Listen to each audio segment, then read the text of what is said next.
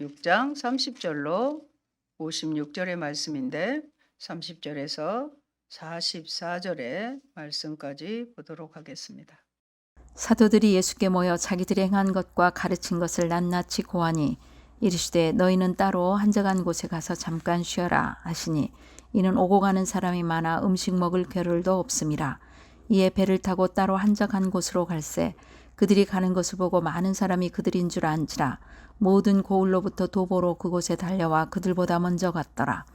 예수께서 나오사 큰 무리를 보시고 그 목자 없는 양 같음으로 인하여 불쌍히 여기사 이에 여러 가지로 가르치시더라. 때가 저물어 가매 제자들이 예수께 나와 여짜오되 이곳은 빈들이요 날도 저물어 가니 무리를 보내어 두루 촌과 마을로 가서 무엇을 사 먹게 하옵소서. 대답하여 이르시되 너희가 먹을 것을 주라 하시니 여짜오되 우리가 가서 200데나리온의 떡을 사다 먹이리이까. 이르시되 너희에게 떡 몇 개나 있는지 가서 보라 하시니 알아보고 이르되 떡 5개와 물고기 2마리가 있더이다 하거늘 제자들에게 명하사 그 모든 사람으로 때를 지어 푸른 잔디 위에 앉게 하시니 때로 100명씩 또는 50명씩 앉은지라. 예수께서 떡 5개와 물고기 2마리를 가지사 하늘을 우러러 축사하시고 떡을 떼어 제자들에게 주어 사람들에게 나누어 주게 하시고 또 물고기 2마리도 모든 사람에게 나누심에 다 배불리 먹고 남은 떡 조각과 물고기를 12바구니에 차게 거두었으며 떡을 먹은 남자는 5,000명이었더라. 아멘. 오직 예수님, 예수 그리스도의 은혜와 평강이 넘칠지어다. 아멘. 우리에게 주신 말씀 마가복음 6장 30절로 56절입니다. 너희가 먹을 것을 주라. 너희가 먹을 것을 주어라라는 말씀입니다. 오병이어의 이적은 사복음서가 모두 증거하는 사건입니다. 네 복음서에 다 기록이 되어 있어요. 이것은 오병이어의 이적이 초대교회에 대단히 중요한 것으로 여겨졌다는 것을 의미합니다. 오병이어의 이적은 앞서 언급한 제자 파송, 전도 단락과의 연결 속에서 두 가지 서론을 가집니다. 사도들의 첫째 귀환과 예수님의 배려입니다. 제자들은 전도를 마치고 예수께 모여서 두 가지를 보고했습니다. 그것은 그들이 행한 것과 그들이 가르친 것이었습니다. 제자들의 사역을 요약하는 말로 행위와 교훈, 행한 것, 가르친 것, 교훈이 철저하게 조화를 이루고 있었습니다. 예수님께서는 제자들에게 행위와 교훈에 관한 보고를 받으신 후에 휴가를 허락하셨습니다. 31절에 보면 너희는 따로 한적한 곳에 와서 잠깐 쉬어라. 예수님은 제자들에게 휴식이 필요하다는 것을 아셨습니다. 제자들에게 휴식이 필요한 이유는 오고 가는 사람이 많아 음식 먹을 겨를도 없었기 때문이었습니다. 사역에는 휴식이 동반되는 것이 좋습니다. 휴식은 결코 낭비나 사치가 아닙니다. 여러분, 레크레이션의 의미를 아신가요? 레크리에이션은 한 사람의 몸과 마음의 기분을 상쾌하게 하는 방식으로 시간을 사용하는 것을 말합니다. 여가가 엔터테인먼트나 휴식의 형식일 경우가 많은 반면 레크레이션은 참여자에게 적극적이면서도 기분을 푸는 방식입니다. 기분 전환, 휴양, 보양, 장기자랑이라고도 합니다. 크리에이션은 아시는 것처럼 창조로, 레크레이션을 통해 재창조의 역사를 이룰 수 있는 것입니다. 저의 취미는 독서와 여행입니다. 제 딸도 여행을 좋아하고 가고 싶어 합니다. 처음 딸과 동행했던 동유럽 여행이 세계 테마 기행의 TV에 나오면 굉장히 반가워하고 좋았다고 합니다. 그래서 국가고시를 치르고 취업 전에 엄마와 다시 해외여행을 가려고 두 사람의 여행 경비를 용돈을 전략하여 4년 내 모았답니다. 그런데 아뿔싸 코로나로 하늘길이 닫히고 취업을 하다 보니 퇴사를 해야만 갈 수 있다고 아쉬워합니다. 여행의 진정한 의미를 아는 자들에게 휴식은 결코 낭비나 사치가 아니고 재창조인 것입니다. 예수님은 제자들에게 휴식을 배려하시면서 세 가지 조건을 제시하였습니다. 첫째, 휴식이란 제자들이 따로 휴식해야 한다고 말씀하셨습니다. 휴식의 방식에 관한 것으로 휴식이란 사람들과 격리되어야 가능합니다. 휴식은 특별한 활동이라고 할 수 있습니다. 둘째, 한적한 곳에서 휴식해야 한다는 것입니다. 휴식의 공간에 대한 설명으로 복잡한 일상생활을 떠날 때 주어집니다. 그러므로 휴식은 변화된 생활입니다. 셋째, 제자들에게 잠깐 휴식할 것을 권면하셨습니다. 휴식의 정도에 관한 설명입니다. 휴식은 제한된 정도로 취해져야 되는 것입니다. 열심히 일한 당신 떠나라. 열심히 일했기 때문에 떠나라와 같습니다. 제자들은 예수님의 배려에 따라서 배를 타고 따로 한적한 곳으로 갔습니다. 사람들의 반응과 예수님의 심정입니다.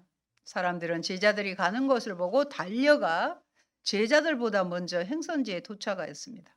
모든 거울로부터 나와서 큰 무리를 이루었다고 했습니다. 이 큰 무리가 마치 목자 없는 양 같기에 예수님은 불쌍히 여기시면서 많은 것을 가르치셨습니다. 양은 잠시도 목자가 없이는 안전하게 살아가기가 힘든 동물입니다. 굉장히 시력이 나빠서요. 풀과 물을 찾을 수도 없고 사나운 짐승이나 낭떠러지로부터 보호받지도 못합니다. 그런데 그때 모인 무리들이 목자 없는 양 같았다고 하셨습니다. 둘째, 그러므로 그들을 향해 오병이어의 이적을 베푸십니다. 예수님께서 무리를 가르치는 동안에 많은 시간이 지나갔습니다. 35절에 보면 때가 저물어 갔어요. 제자들은 상황을 정확하게 판단했습니다. 시간적으로 많은 시간이 흘렀고요. 공간적으로는 그들은 여전히 빈들에 처해 있었습니다. 모인 무리의 수는 남자만 5천 명이 될 정도로 많았고 제자들에게서 발견할 수 있는 양식은 떡 5개와 물고기 2마리가 전부입니다. 이런 상황에서 제자들의 방식입니다. 제자들은 무리를 마을로 보내어 무엇을 사 먹게 하자고 합니다. 제자들의 판단력은 대단히 뛰어난 것이었으며 매우 합리적이었습니다. 그러나 예수님께서는 제자들의 뛰어난 판단력과 합리적인 해결책에 만족하지 않으셨습니다. 예수님은 제자들이 무리에게 먹을 것을 주어야 한다고 요청하셨습니다. 이것은 무리가 예수 그리스도를 따라왔기 때문에 그들 또한 책임져야 한다는 의미입니다. 예수님은 무리에게 영의 양식뿐 아니라 육의 양식도 주기를 원하셨던 것입니다.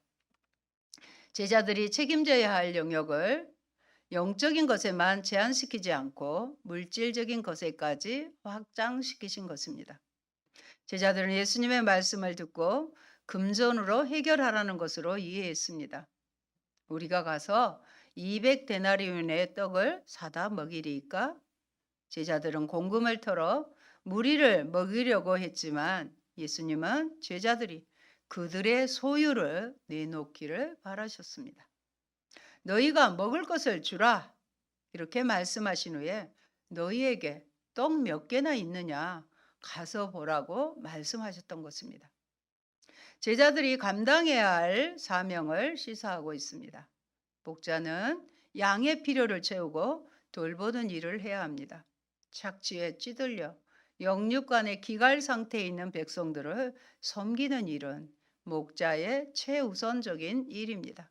문제는 과연 제자들이 스스로 가지고 있는 최후의 소유라도 무리를 위해 내놓을 수 있느냐 하는 것입니다. 만일 그렇게 할 수 있다면 거기에는 이적과 역사가 일어날 것입니다. 여러분, 자신의 것을 손해보지 않는 사람들에게는 결코 놀라운 일이 일어나지 않습니다. 사람이 가장 작은 것까지 포기할 때 하나님은 가장 큰 것도 허락하십니다. 예수께서는 오병이의 이적을 베푸시면서 몇 가지 선행 작업을 하셨습니다. 먼저 무리를 50명에서 100명씩 떼를 지어 앉게 하셨습니다. 우리에게 질서를 확립시키신 것입니다. 둘째, 예수님은 떡과 물고기를 가지고 하늘을 우러러 축사하셨습니다. 작은 물질에도 감사하신 것을 의미합니다. 이적은 늘 감사와 동행합니다. 셋째, 예수님은 제자들을 이적에 동참시키셨습니다. 예수님은 사람을 통하여, 저와 여러분을 통하여 일하기를 좋아하십니다. 이적은 사람의 참여와 무관한 것이 아닙니다. 이런 방식이 선행한 후에 오병이어의 이적이 일어났습니다. 예수님은 광야에 이스라엘 백성들에게 만나와 메추라기를 먹이시던 권능을 발하여 유리하는 군중들에게 오병이어의 기적을 베푸심으로 영육간의 필요를 단숨에 충족시켜 주셨습니다. 그것은 수많은 사람들이 배불리 먹고도 남을 정도로 풍성한 이적이었습니다. 예수님의 베푸시는 은혜는 언제나 이처럼 풍성하고 충만합니다. 양식을 공급하시는 주님이십니다. 애굽에서 이스라엘을 구원하신 후 하나님은 광야에서 이스라엘을 위해 식탁을 준비하셨습니다. 주님께서도 그를 따라와서 온정일 그의 말씀을 들은 굶주린 무리들에게 그와 똑같은 전능하신 능력을 보여주셨습니다. 우리들은 예수님께서 육체의 궁핍을 채워주셨던 것처럼 영혼의 궁핍을 채워주시는 하나님의 자비와 능력을 예수님 안에서 보고 배웠습니다. 예수님께서는 어떻게 해야 할지 모르는 제자들에게 먹을 것을 준비하여 무리에게 주라고 하십니다. 사람들의 궁핍함에 대하여 제자들을 훈련시켜서 이에 대하여 그들의 책임을 다하게 하는 것이 주님의 소원이었습니다. 땅에 뿌린 씨를 성장케 하시는 주님께서 우리가 바치는 작은 것을 취하여 많은 사람들의 필요한 것을 충분히 채워주십니다. 이제 제자들은 모든 사람을 떼지어 푸른 잔디에 앉게 하였고 이제 하늘을 우러러 축사하시고 모든 사람으로 더불어 배불리 먹게 하십니다. 남은 떡 조각과 물고기를 12바구니에 차게 거두었습니다. 주님은 보잘것없는 남은 조각을 버리지 말고 거두라고 하셨습니다. 주님은 부스러기 같은 날을 버리지 않고 주워 먹으시고 천국의 창고로 인도하셨습니다.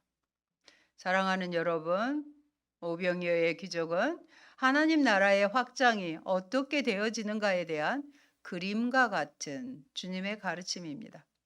오병이어를 가지고 하늘을 우러러 축사하시고 떼어서 제자들에게 주셨던 것처럼 예수님이 잃어버린 영혼들을 위해 찢기시고 상하셔서 자신을 내어주시게 될 것입니다. 제자들이 떼어받은 오병이어를 많은 사람들에게 나누어 줬던 것처럼 복음을 먼저 소유한 자들이 이 복음을 전함으로써 하나님 나라가 확장되어져 갑니다. 자신의 가진 것이 너무 작다고 생각되십니까? 단돈 몇 원, 시간 몇 분이라도 하더라도 부끄러워 말고 주님께 드려보십시오. 그것을 통해 일하시는 주님을 분명하게 여러분은 경험하게 될 것입니다. 그리고 폭풍을 진정시키는 예수님이십니다. 오병이어의 기적 이후에 예수님은 제자들을 벳세다로 보내셨고 무리를 해산시키셨으며 자신은 산으로 기도하러 가셨습니다. 제자들은 이적에 연연해서는 안 됩니다. 예수님은 제자들을 그래서 바다 건너 벳세다로 보내셨습니다. 완전히 다른 장소로 가시게 하신 것입니다. 때때로 장소의 변화는 생각의 변화를 가능하게 합니다. 그래서 여행은 생각의 변화를 가져오는 유익을 주기도 합니다. 따라서 예수님은 제자들이 배를 타고 가신 것을 재촉하셨습니다. 또 예수님은 무리를 해산시키셨습니다. 이적을 체험한 무리는 맹신적인 집단이 되기 쉽습니다. 예수님은 무리에게 맹신의 기회를 주지 아니하셨습니다. 그리고 자신 또한 홀로 산으로 가셨습니다. 예수님 자신도 이적의 장소를 떠나신 것입니다. 예수님께서 어떤 사람에게도 자신의 능력을 보일 필요가 없는 산으로 가신 것은 기도하기 위함이었습니다. 사람이 환호하는 이적보다 하나님을 만나는 기도를 택하셨습니다. 저와 여러분도 이런 모습이기를 원합니다. 사람에게 집착하지 않고 하나님께 의존하셨습니다. 그런데 제자들은 바다 가운데서 풍랑의 고난을 만납니다. 무리를 거르신 이적을 보이신 예수님이십니다. 첫 폭풍우를 경험할 때는 배 안에 예수님이 함께 계셨습니다. 이번에는 제자들은 바다 가운데 있고 예수님은 육지 산에 계십니다. 예수님은 기도함으로써 모든 것을 하나님께 맡기지만 제자들은 괴롭게 노를 저음으로써 문제를 스스로 해결하려고 합니다. 제자들은 예수님을 유령이라고 생각하지만 예수님은 안심하라, 내니 두려워 말라. 안심하라, 내니 두려워 말라고 말씀하셨습니다. 예수님은 제자들이 강력한 폭풍으로 괴롭게 노를 젓는 것을 보시고 밤 4경쯤에 풍랑이는 거친 바다 위를 걸어 제자들이 있는 곳으로 가셨습니다. 로마의 시간 구분법으로 4경은 새벽 3시에서 6시 사이였습니다. 칠흑같이 어두운 한밤중에 바다 위로 걸어오는 실체가 무엇인지 확실히 알지 못했던 제자들은 두려운 마음에 당황하고 놀라지 않을 수 없었을 것입니다. 사람이 바다 위를 걷는다는 것은 꿈에도 생각할 수 없는 상식 밖의 사건이므로 제자들은 아마도 유령으로 착각한 것 같습니다. 그러나 그들이 바다 위로 걸어오는 실제를 예수인 줄 안 후에도 여전히 놀라고 있다는데 문제가 있습니다. 이에 마가는 그들에 대해 마음이 둔하여졌다는 안타까운 평가를 내립니다. 놀라다는 두려움으로 인하여 마음이 몹시 흔들리고 있는 상태를 가리킵니다. 이런 상황을 짐작해 보면, 즉 제자들이 탄 배는 단시간에 건너올 수 있는 거리를 해 저물 때부터 그 다음날 새벽까지 밤새도록 제자리에서 폭풍우 때문에 맴돌고 있었던 것입니다. 이것을 통해 우리는 제자들이 만난 풍랑이 얼마나 강력했는지를 짐작할 수 있습니다. 모든 면에서 예수님과 제자들은 대조적으로 차이가 납니다. 제자들에게는 아무런 소망이 없었습니다.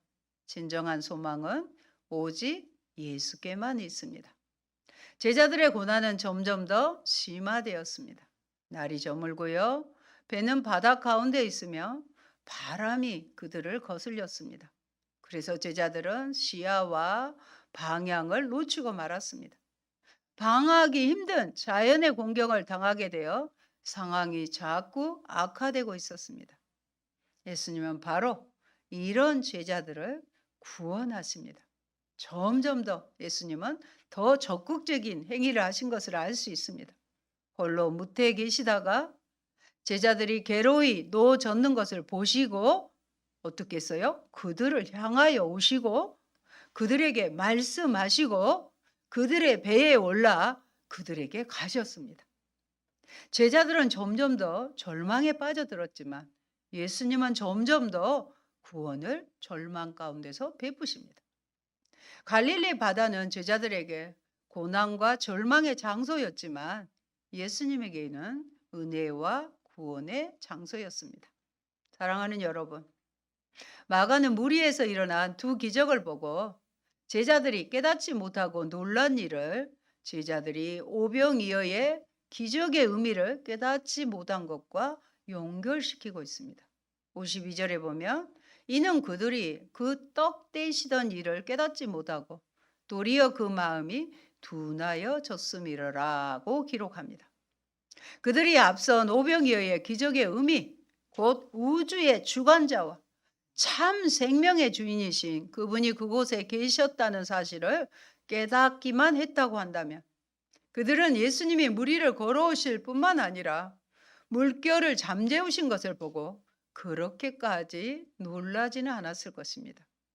그들의 가장 큰 잘못은 예수님이 과연 누구이신지, 예수님이 과연 누구이신지를 바로 깨닫지 못하였던 것입니다.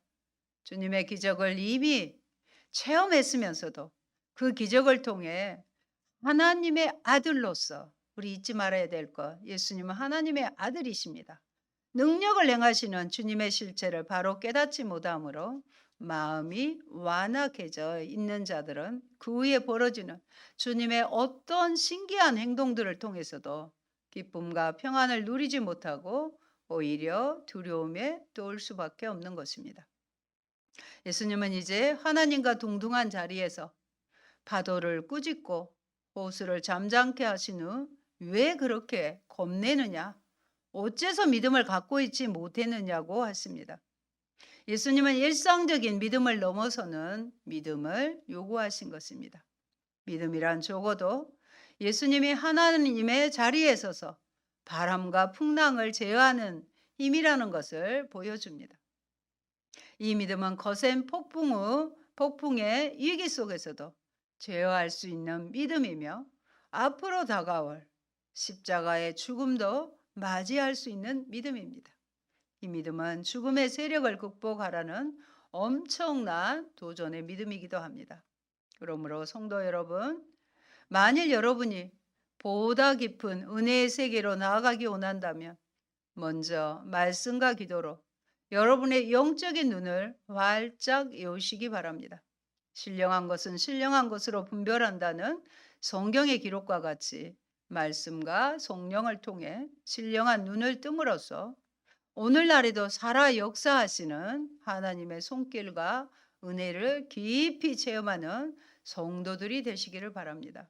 그리하여 이 시간도 우리를 돕기 위해 우리를 찾아오시는 주님을 알아보고 기쁜 마음으로 맞아들임으로써 인생의 풍랑을 잠재워 주시는 그 능력과 은혜를 깊이 누리시는 성도들이 다 되시기를 바랍니다. 예수님은 제자들과 함께 게네사렛 땅에 도착하셨습니다. 56절을 보면 예수님의 도착은 게네사렛 지방 전체가, 그러니까 아무데나 예수께서 들어가시는 지방이나 도시나 마을을 말합니다. 지방 전체가 벌집을 쑤신 것처럼 소란스럽고 흥분되게 만들었습니다. 예수님이 배에서 내리자 사람들이 즉시 그를 알아보았습니다. 예수님이 오신 사실을 주변 사람들에게 부지런히 알린 것입니다. 예수님을 불신앙했던 나사렛 사람들과 대조를 이룹니다. 그리고 사람들은 신속하게 병자들을 그냥 아예 옷 입을 필요도 없이 침상채로 메고 나왔습니다. 병자들을 시장에도 두고 예수께 병자들이 그의 옷가에라도 손을 대게 하시기를 간구했습니다. 아마도 예수님은 사람이 가장 많이 모이는 곳인 시장을 당신의 복음 전파 대상지로 택하셨던 것 같습니다. 그들은 예수께서 손을 내밀어 일일이 병자들을 만져주시기를 기다린 만큼 한가로운 마음을 갖지 못했습니다. 그러자 예수의 옷가에라도 손을 대는 사람을 구원을 얻어 병이 치료된 것입니다. 예수님의 활동은 성공적이었으며 시간이 갈수록 더 열기가 높아짐을 느끼게 하며 갈릴리 사역이 거의 절정에 다다랐다는 조용한 암시를 남기고 있습니다.